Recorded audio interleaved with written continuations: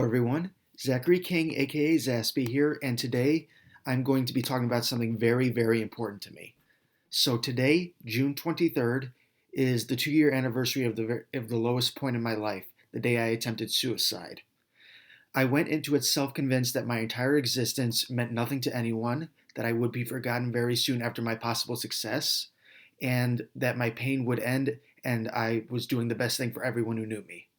I even posted on Facebook what I was about to do, and while some people were unsure that I meant what I was going to do, thankfully some jumped into action and called the cops on me right after I told my panicked father that I had overdosed to start a body shutdown. I was promptly rushed to the hospital by ambulance with IVs in both arms to be examined and figure out how to purge my body of the drugs. Throughout all this, I had friends messaging me in the hospital and at least one called to check in on me if I was still alive, but I was in such a low place that I didn't believe that any of it had any resonance with me and that my life would still be forgotten if I succeeded, which I was very sure I was going to succeed. I still had it in my mind that if I made it out of the hospital, I would take whatever steps necessary to end it all anyways. I did not care about who protested because I had had enough with my life, with the people in it, and the world that I was brought into. Over the next year, I would be hospitalized 4 times, both in standard and psychiatric hospitals, trying the same medication that failed me for the first 3 visits. And then finally, on my fourth stay in a psychiatric hospital, I would be started on a medication that would help my anxiety and depression under tight wraps to, to this very day. And I am immensely grateful for this medication because it has really worked for me.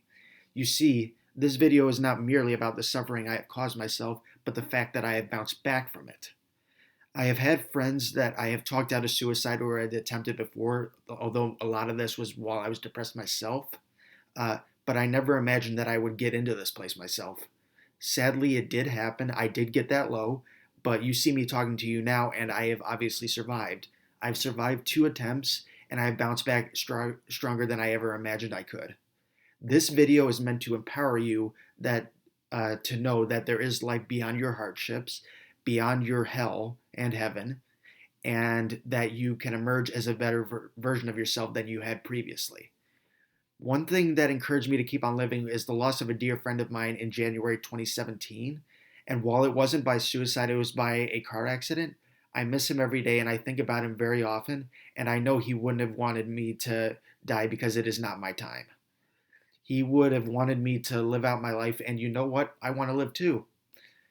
I did something very horrible to myself, but it helped me to become an even stronger man than before.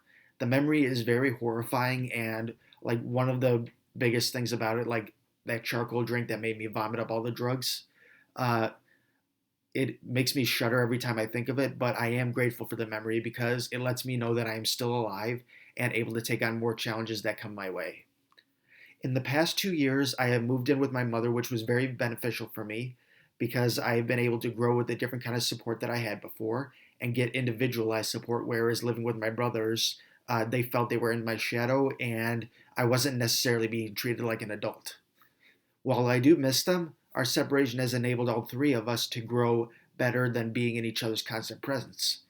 I had a second job for 3 months that I realized wasn't a good fit for me, and while I had a suicidal scare in that time frame because I was off the meds for about a week, I was able to quit the job on good terms with the employers and convince myself that I did the right thing. We moved yet again, and thankfully nowadays I am very open to change. And in the past 2 months, I actually got robbed at gunpoint with a gun to the back of my head. And while it scared me out of my mind, it took me like a week or two to recover from the trauma. I managed to stand back up and move on. I want you all to know that I'm alive to keep on sharing my story and help you tell yours. Uh, if you have any depressed or suicidal friends or family, show them this video or send them my way. I would love to help. I am a great listener, and my friends know me for that, and I'm always ready to help. I'd like this video to reach as many people as possible to show people that you can bounce back from such a dark place and live on anyways. If you don't already, make sure to follow my Zespy Facebook page or subscribe to this channel, and you can also send me an email with any questions that you have for me. The links will be in the description below. I very much appreciate you watching. I hope you all have a wonderful day and excel the way only you can. Thanks for watching and have a great rest of your day.